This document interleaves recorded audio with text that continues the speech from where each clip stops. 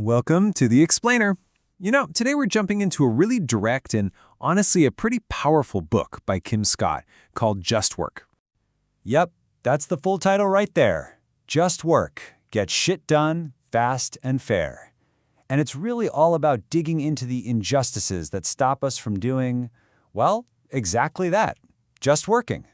So Scott kicks things off with this incredible quote from Audre Lorde. And it really paints a picture of what the ideal workplace could be, right? A place where our differences aren't just something we put up with, but they're the actual source of our creativity and our strength.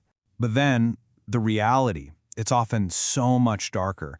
And Scott does not pull any punches here. She immediately contrasts that beautiful ideal with her own horrifying experience with a mentor she trusted. It's a really shocking moment that shows you right away that the stakes here are incredibly high. You see, these experiences, the really shocking ones, the subtle ones, the ones that just leave you feeling confused, they're a universal problem.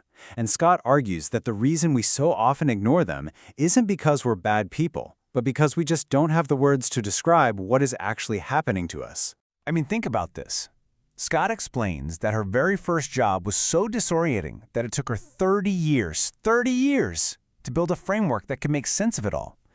In this book, well, it's the result of that entire journey.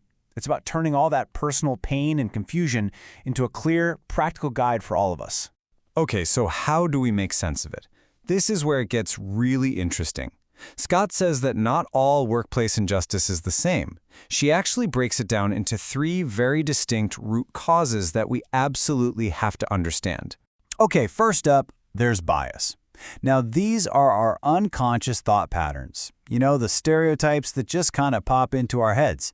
As Scott puts it, this is when we're not meaning it. A classic example?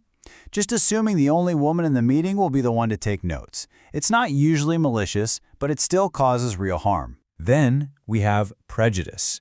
This is what happens when we start to rationalize those biases, when they get stuck and harden into conscious beliefs. This is when we are absolutely meaning it. It's the leap from an unconscious assumption to an actual stated belief like, oh, women just aren't as good at that kind of work. And finally, there's bullying. This one is all about power. It's the intentional use of that power to hurt or humiliate somebody. Scott's shorthand for this is super simple. This is just plain being mean. Remembering these 3 is absolutely everything. So, bias is not meaning it, prejudice is meaning it, and bullying is just being mean. And listen, this is not just about playing with words. You can't possibly fix a problem until you can actually name it. And this framework is so crucial because it gives us a clear path forward. Once you can name the injustice you're facing, you can pick the right tool from the toolkit to respond to it. Scott gives us this simple but honestly brilliant toolkit that matches each problem with a goal and a tool. So if you're facing bias, your goal is to invite them in, and your tool is an I statement. For prejudice, you need to set a boundary using an it statement. And for bullying, you have to create a consequence with a you statement. Let's make this real. For bias, you could say, I can't contribute if I always take notes. Can someone else take them this time?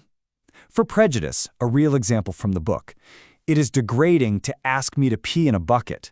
And for bullying, a direct you statement. You are behaving like a bully. See how these simple, clear phrases just immediately change the dynamic? They help you take your power back. But here's the thing. This isn't just about what to do when you are the one being targeted. We all have a part to play in creating a workplace that's actually just. Scott includes this absolutely devastating quote from Elie Wiesel, and it just completely reframes our role, right? We're not just bystanders. Scott calls on us to be upstanders, people who choose to speak up. And as an upstander, guess what? You use the exact same toolkit, just on behalf of someone else. You can hold up a mirror to bias with an I statement, help defend a boundary for a colleague with an it statement, or even directly confront a bully with a you statement. Your voice is a powerful tool for the people around you.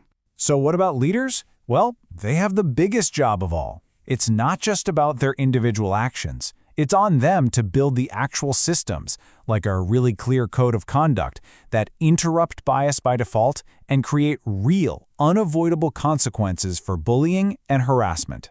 At the end of the day, Scott's message is incredibly clear. Injustice isn't just morally wrong, it's inefficient. It gets in the way of everyone just getting their work done. So now we have the language to name it, and we have the tools to fight it. The only question left is, what are you going to do about it?